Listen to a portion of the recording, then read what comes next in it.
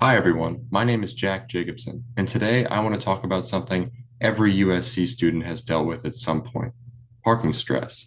If you've ever gotten a parking ticket on this campus, you know how fast an honest mistake turns into a $45 citation. Maybe the signs were confusing. Maybe you parked in the wrong zone for 5 minutes. Or maybe you were sprinting up from one side of campus to another between classes. One small slip up becomes a financial hit instantly. As a full time student here, I've felt that frustration myself. And I know I'm not the only one. Parking is one of the most common complaints USD students have every single year. So today, I'm asking the USC Parking and Transportation Services to adopt a single student-centered policy. Give every student one free forgiveness of a non-dangerous parking citation per semester, automatically applied to their first parking mistake. This policy would reduce the number of appeals and reduce the workload for parking services in general. It would increase fairness and trust between students and the university, and put USC in line with other large universities that already use similar forgiveness policies successfully. What I'm going to cover today is pretty straightforward. The first point I'm going to cover is this policy makes parking services more efficient. Second, why it makes the parking system more fair for students. And third, how similar universities have already proven that this idea works. First, this policy would make USC parking services more efficient. Right now, parking services handles thousands of citations and a huge number of appeals every semester. And a lot of those appeals don't come from people abusing the system. They come from students making their first mistake and hoping someone understands. According to the USC Parking Services own 2023 Parking Operations Overview, which is published directly by the department, appeals spike during midterms and finals and take up a significant amount of staff time. Because this report comes from the parking services itself, it shows clearly that the workload is real and ongoing. A one-time forgiveness policy would immediately cut down the number of students who feel the need to appeal. If their first accidental violation disappears automatically, they don't need to send an email, submit paperwork, or wait for a decision. This isn't just my opinion. It's already worked somewhere else.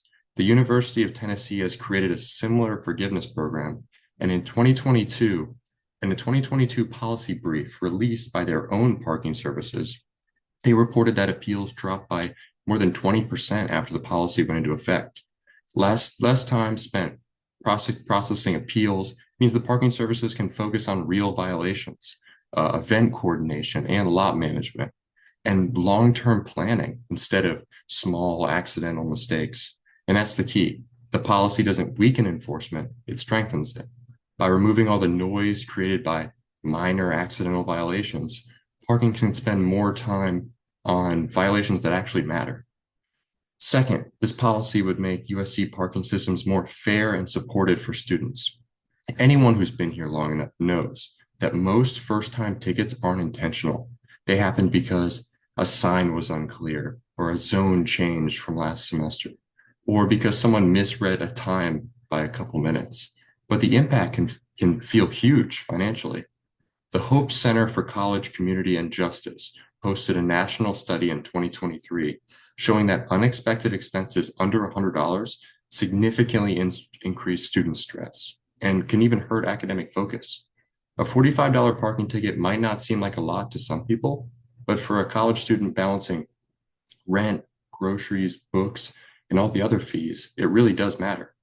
On top of that, a forgiveness policy builds trust. When students feel a policy is fair, they're more likely to follow the rules. They feel respected, not punished for honest mistakes. It encourages compliance because it shows that USC understands the reality of being a student. This isn't about letting people get away with breaking the rules. It's about not treating accidental slip ups the same way as repeated or intentional violations. And third, USC would be catching up to universities that already use this policy successfully. Many of our peer institutions, including schools in the SEC and ACC, have one-time forgiveness policies for minor parking violations, and the research on their outcomes is clear.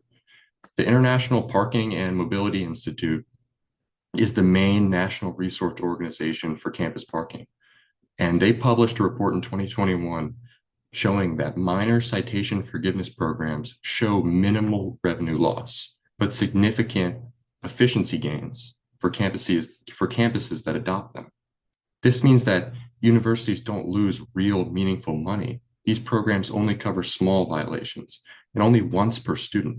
And at the time saved between these appeals often balances out the tiny revenue dip. More importantly, it positions those schools as modern, student-centered, and fair. USC talks a lot about supporting students, and this is a simple way to do it. If other major universities can implement this successfully, there's no practical reason USC can't. So I want to close with this. Parking will never be perfect on a campus this big, and everyone knows that. But this one policy helps both students and parking services without adding costs or creating a complicated new system. A one-time forgiveness program reduces stress on students, reduces administrative work for parking services, and matches what other universities are already doing. That's why I'm calling on the USC Parking and Transportation Services to adopt this policy. One free forgiveness per semester for non-dangerous violations. It's simple, it's fair, and it makes USC a stronger, more supportive place for students. Thank you. Thank you guys for listening. Does anyone have any questions?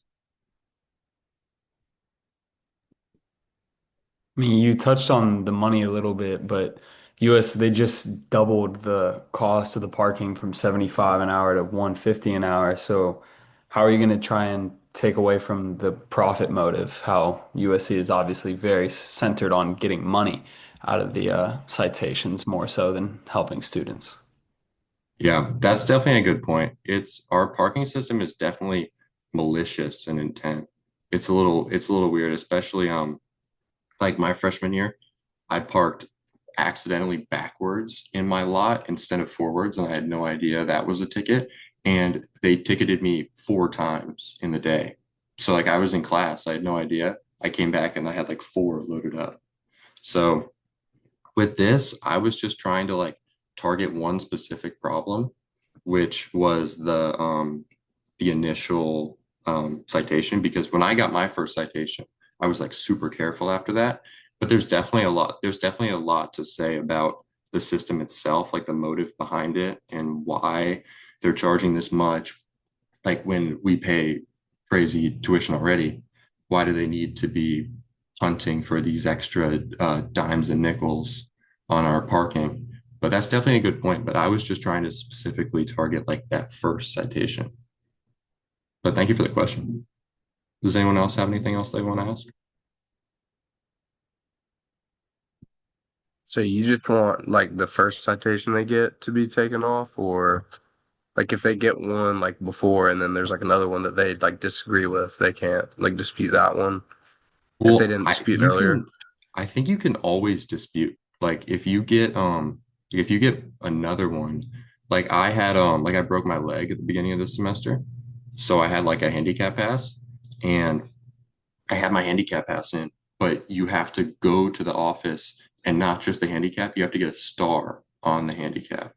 So they tried to charge me for like $300 for parking in the handicap spot when I wasn't allowed to, but I had the handicap thing there, but they let me like dispute it. They didn't charge me, but you can always like I just wouldn't think they would budge on like multiple freebies, but on the initial freebie, like I don't think it's crazy. I think they would. I think if they did that, it would help a lot with like manpower for sure, and also like students not hating the parking division. So I agree. yeah, I think the parking like situation's a little crazy. yeah. No, we have so many students ratio to parking spots. Like it's crazy driving around the Strom lot looking for a spot. You got to like follow a pedestrian into like a spot, like lurking behind him. It's terrible. But does anyone else? Thank you for the question, Tanner. Does anyone else have any questions?